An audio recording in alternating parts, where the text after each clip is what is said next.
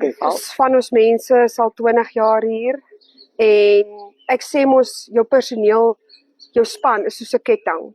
ja, As een slotjie ontbreek, probleem, dan is die ketting nie wat hy moet wees nie. Ons is soos familie, ek is verskriklik lief vir my personeel. Ons kan hard saamwerk.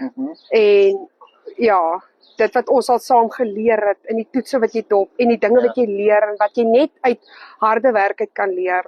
Ek het regtig ware span wat regtig kan skouer in die wiel sit. En ons glo ook in vriendelike mense, vriendelike personeel. Net wat jou mense wat vriendelik is, julle groet en wat lekker werk. Hotel betref is mos nou maar nie die maklikste nie. So ja. Kom daar enige toeriste in by julle? Sekere tye is skoolvakansie. Dan het jy jou Transvaalers, jou Kaapenaars.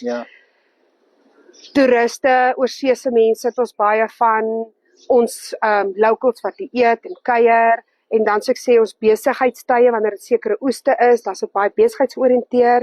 En dan soos oor die middag wat mense gou die kantoor kom glip en hier kom ietsie eet. En dan veral in die aande is baie die locals, die mense wat kom kuier en 'n pizza kom haal en kom eet. So daar's 'n wye verskeidenheid.